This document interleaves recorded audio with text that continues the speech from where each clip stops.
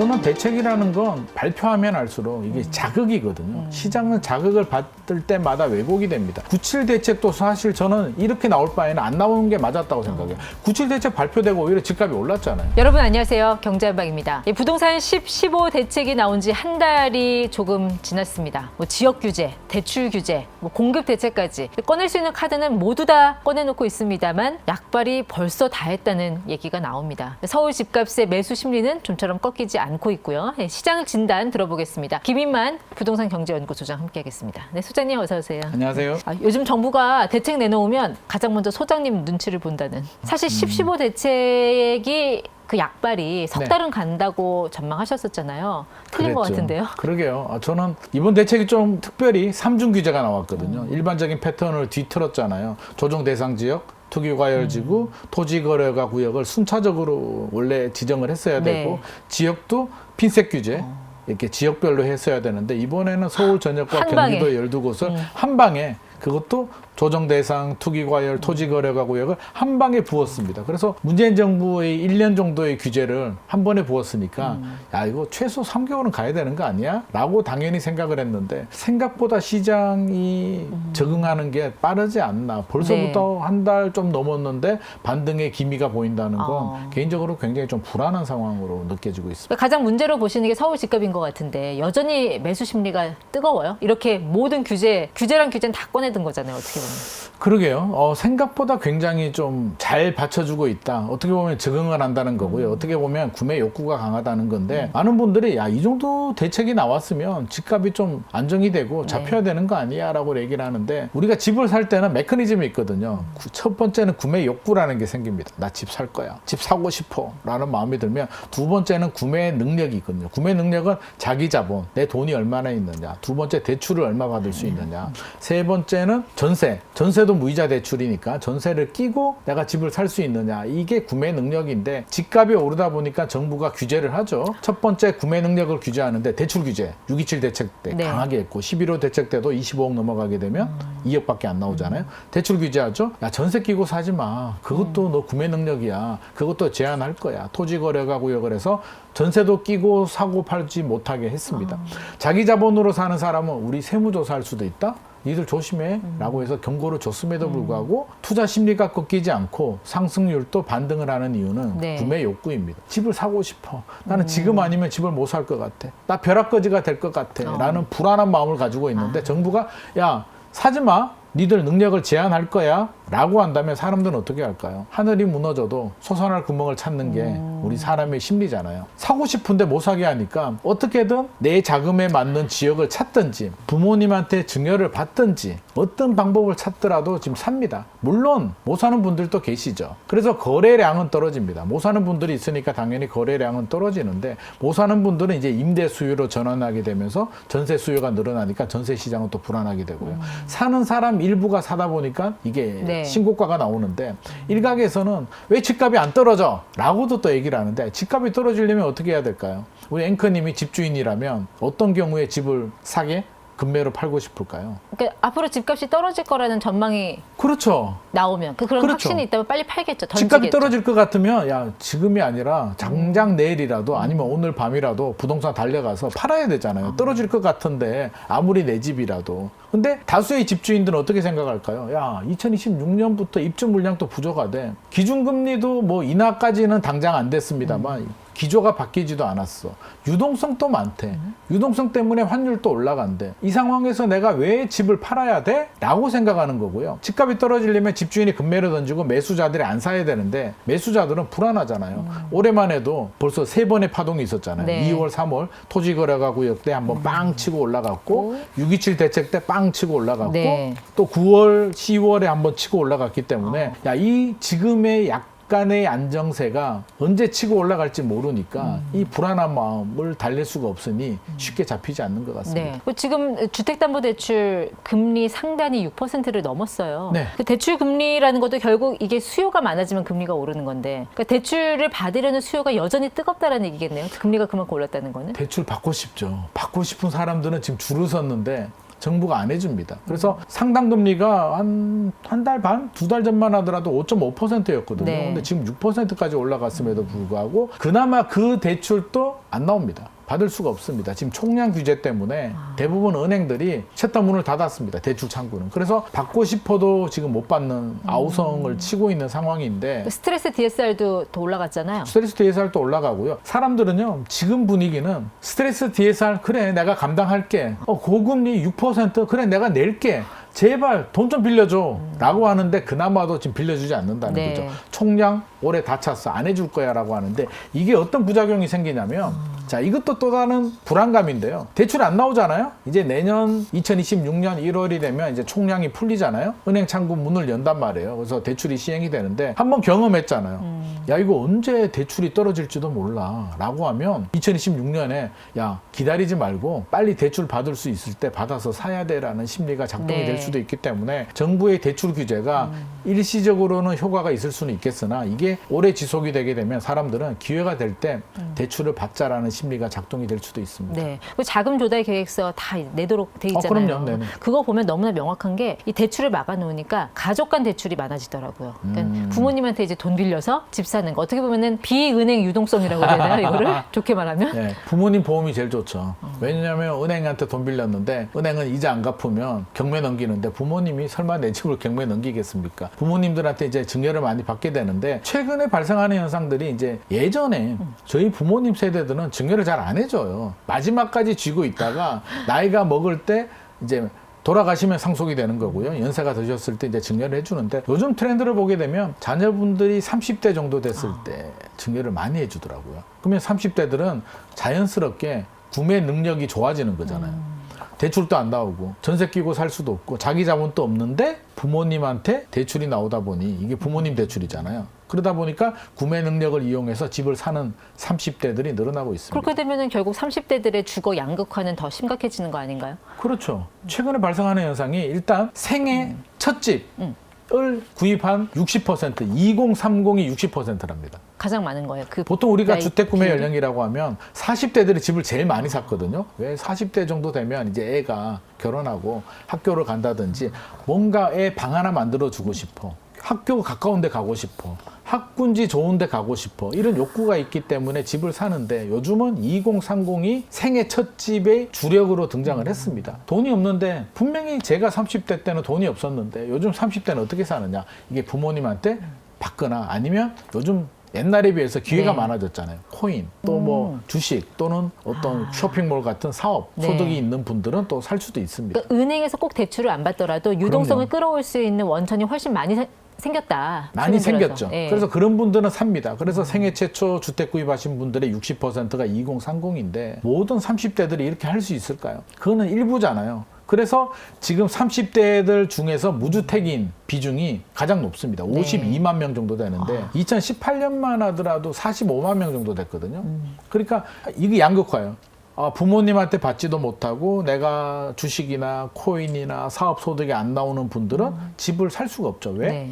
서울 집값이 또 경기도 집값만 하더라도 얼마나 올랐습니까? 집값도 올랐죠. 대출 받기도 쉽지 않죠. 여러 가지가 굉장히 어려운 상황이다 보니 자연스럽게 능력이 안 되시는 분들, 부모님한테 도움을 못 받는 분들은 내 집 마련의 꿈은 멀어져 가고 받을 수 있는 분들은 주력 세력으로 등장을 하다 보니까 30대끼리도 양극화가 굉장히 벌어지고 있습니다. 연령대별 양극화. 우리는 항상 부동산 시작하면은 서울과 지방 간의 양극화만 생각했잖아요. 근데 네네. 연령대별로도 양극화가 나타나고 그럼요. 있다. 연령대 안에서도. 그럼 결국 이제 정부의 뭐 대출 규제, 지역 규제 이런 게 시장에서 거래를 좀 불편하게 했을 뿐이지 여전히 그 밑에 기조, 서울과 지방 간의 양극화, 또 연령대 간의 그렇죠, 어떤 양극화, 그렇죠. 이 기조는 살아 있다라는 모든 거네요. 양극화는 다 진행 중이고 양극화가 진행되면 또 다시 돌아가서 심리가 어떻게 될까요? 이게 가만히 있으면 나는 양극화에서 뒤처지는 쪽으로 갈 수밖에 없겠다. 벼락거지. 나 혼자 벼락거지가 될 것 같은 두려움. 요즘 뭐 저성장에 환율도 올라가고 가만히 있어요. 나는 열심히 일해가지고 돈 모았는데 가만히 주변을 둘러보니까 코인 한 친구도 돈 벌었고 주식 한 친구도 돈 벌었고 집 산 친구도 돈 벌었고 금 산 친구도 돈 벌었는데 나 혼자만 벼락거지가 될 것 같으니 사고 싶은데 정부는 또 구매 능력을 제한한답니다. 주택시장 안정을 위해서 집 사지 말아요. 그러면 정부의 뜻을 따라서 주택시장 안정을 위해서 내 한 몸 내가 참아야지라고 할까요? 나는 그럼에도 불구하고 기회를 잡아야겠다고 할까요? 후자인 경우가 많기 때문에 지금 또 여전히 불안한 상황입니다. 그러니까 6.27 대책, 뭐 10.15 대책 모두 정부가 시장에 전쟁을 선포한 거나 마찬가지였잖아요. 그럼요. 네네. 그럼 이 전쟁에서 지금 상황으로 보면은 일단 시장이 이기고 있다. 제가 볼 때는 시장이 이길 가능성이 높고요. 역설적으로 말하면 언제 정부가 이긴 적이 있었습니까? 정책으로 주택시장을 잡은 경우는 옛날에 88 올림픽 할 때 노태우 정부 시절에는 유일하게 정책으로 집값을 잡았습니다. 그때는 어떻게 잡았냐면 시대 흐름 자체가 네. 일기 신도시 200만 원, 빈 땅도 많았고 정부가 밀어붙이면 그때의 국민들은 국가 가면 다 수용을 당해줬잖아요. 네. 그러다 보니까 공급을 빨리 할 수도 있고 수요도 강하게 했죠. 그때 토지공개념도 적용하게 되고 많은 규제들이 나왔기 때문에 유일하게 집값을 잡은 정책으로 잡을 때가 그때였고요. 이명박 정부 때 보금자리 정책, 그것도 나름대로 혁신적인 정책 아니었나요? 그 당시에는? 보금자리도 네. 효과는 있었죠. 그래서 MB 때도 어느 정도 집값이 안정이 됐는데 지금을 보게 되면 결국에는 공급이 따라줘야 되는데 문재인 정부 때도 그렇고 윤석열 정부 또 현 정부도 마찬가지로 공급이 빠르게 수반되지 않다 보니까 시장에는 계속 누르기만 하다 보니 공급 좀 줘봐. 공급은 없는데 집값이 올라갈 것 같은데 왜 자꾸 수요만 억제하는 거야. 네. 눌렀던 수요가 폭발을 하는 거죠. 지금 그 시점에서 과거의 혁신이 지금의 혁신이 될 수는 없으니 네. 뭔가 다른 방향의 혁신이 나와줘야 하는데 지금 정부가 내놓은 대책에는 그런 게 보이세요? 저는 안 보이던데. 저는 계속 똑같은 것 같습니다. 네. 이게 문재인 정부 때의 정책, 윤석열 정부 때의 정책, 현재 정책이 계속 반복이 되고 있다. 우리가 조정 대상 지역, 투기 과열 지구, 뭐 토지 거래가 구역 이게 옛날에 있던 정책들이 계속 반복이 되다 보니까 일반 국민들 입장에서는 피로도가 굉장히 네. 누적이 된 상태고 그냥 나와라. 규제해라. 그냥 익숙해진다. 내성이 충분히 생겼다고 생각을 하고요. 결국에는 뭔가 공급 대책이 획기적으로 좀 나오거나 아니면 수요를 분산하는 정책이 나오거나 뭔가 새로운 패턴이 정책이 나와야 되는데 그렇지 않은 것 같습니다. 그러니까 내년에 29,000호 그 공공 분양하겠다라는 것도 이게 말이 좋아서 판교 신도시급이지 뭐 지역을 보면은 뭐 이미 기존에 있던 곳 뭐 3기 신도시, 2기 신도시 물량이 더 많거든요. 좀 더 신기한 게 아니 2기 신도시 아직도 그 물량이 남아 있어요? 남아있더라고요. 이게 많은 분들이 그 얘기를 하세요. 아, 이기 신도시가 아니 언제적 이기 신도시지? 2000 노무현 정부 때부터 시작을 했거든요. 그게 아직도 나온다고? 라고 하시는 분들도 많이 몇 있는데 번을 우려먹는 건지 이거를. 그러니까 효과가 떨어지는 거죠. 이게 97 공급 대책의 후속 조치로 이제 발표가 되긴 했는데요. 판교 신도시급 29,000호 공급이라는 타이틀로 보도자료가 나왔는데 만약에 29,000호가 판교 신도시처럼 어떤 신도시 물량이 딱 이렇게 발굴이 돼서 나오면 사람들이 야 그게 어디야? 야 그게 어딘데? 라고 관심을 가질 텐데 29,000호랍니다. 어디야? 라고 보니까 일단 서울은 1,300호. 1,300호면 그냥 아파트 단지 하나입니다. 인천은 3,600호. 경기도가 23,800호. 경기도가 23,000개나 나오는데 우리가 경기도가 지금 집이 없어서 집값이 지금 불안한 건 아니잖아요. 그런데 경기도도 이제 지역이 굉장히 넓은데 지역별로 좀 살펴보게 되면 일단 많은 분들이 관심을 가지는 3기 신도시. 네. 드디어 나오는데 고양 창릉 신도시가 3,800호 정도, 남양주 왕숙이 1,800호 정도 나옵니다. 그러니까 3기 신도시 기대를 많이 했는데 2016년에 고양 창릉이 3,800개밖에 안 나온다고? 라는 반응들이 나오고요. 제일 많이 나오는 데가 어디냐면 평택 고덕입니다. 5,134호. 네. 나오는데 물량이 나오는 거는 긍정적인데 평택 같은 경우 이제 고덕 국제도시인데 여기는 지금 미분양이 5,000세대 정도 있거든요. 네. 5,000호 정도 있는 미분양이 있는 곳에 공공분양을 5,000호를 또 하겠답니다. 야 지금 평택이 아니라 사실 서울에 5,000호가 나와도 모자랄 판에 네. 평택 주민들 같은 경우는 화가 나죠. 우리 지금 안 그래도 분양 물량이 많고 미분양도 많은데 왜 여기에 공공분양을 또 이렇게 많이 하는 거야. 여기도 어떻게 보면 빈익빈 부익부 양극화가 발생을 하고 있는 거죠. 그러니까 지금 시장에서 어떤 생각을 하냐면 정부에서는 뭐 이번에 착공 기준으로 공급 물량을 잡는다라고 했지만 네. 윤석열 정부 때 왜 준공 인허가 물량으로 네네. 했고 이번에는 이제 착공을 착공이었고. 기준으로 한 건데 근데 이제 뭐 인허가든 이게 뭐 착공이든 이거는 주택 준공의 선행 지표지 이게 동행 지표는 아니잖아요. 그럼요. 네. 네. 그러니까 준공을 해야 그때 이제 공급 물량이 나오는 건데 그러니까 입주를 해야 내가 입주를 하든 전세를 주든 세입자들도 전세를 들어가든 집주인이 들어가든 뭔가가 입주를 해야 되는데 자 2026년에 분양을 하잖아요. 네. 입주는 언제? 2029년입니다.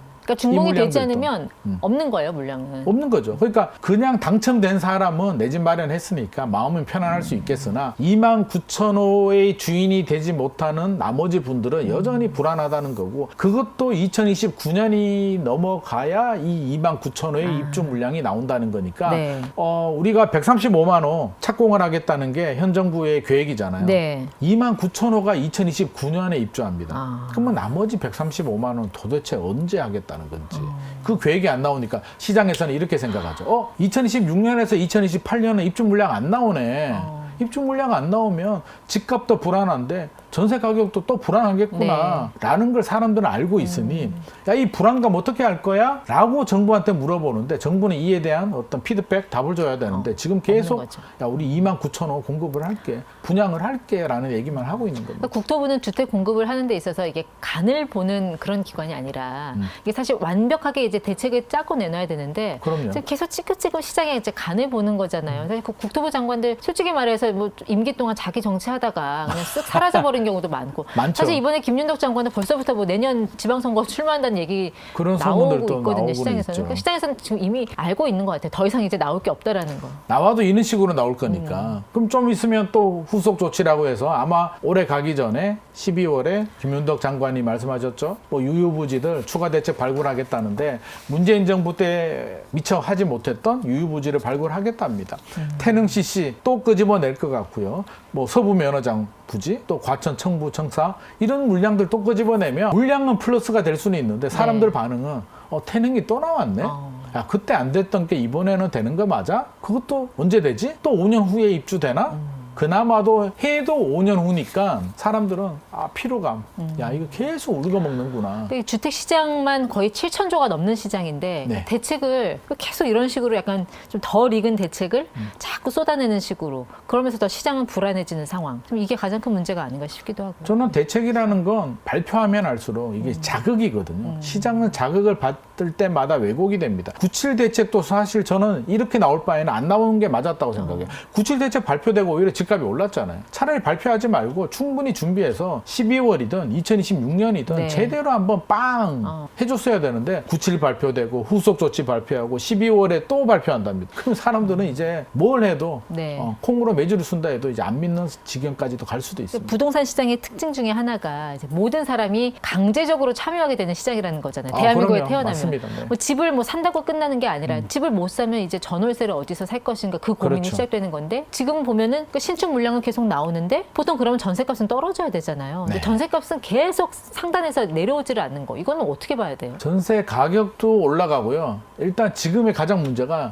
전세 매물이 없습니다. 전세집을 구하려고 해도 구할 수가 없는데 앞서서 중요한 말씀을 해주셨는데요. 자, 물량이 나오는데도 왜 전세가 이렇게 불안하지라고 하는데 제가 최근에 인천 금단신도시 임장 다녀왔거든요. 가보니까 금단신도시도 아직도 주변에 개발하고 있습니다. 신축 아파트들이 이제 입주 물량들이 나오는데 여전히 전세 가격 올라가요. 그래서 이상해가지고 제가 물어봤거든요. 이게 도대체 무슨 일이지? 보통 입주 물량이 나오게 되면 사람들은 잔금을 맞추기 위해서 그렇죠. 예. 저렴하게 전세를 내놓게 되고 세입자 입장에서는 약간 박앤세일 느낌?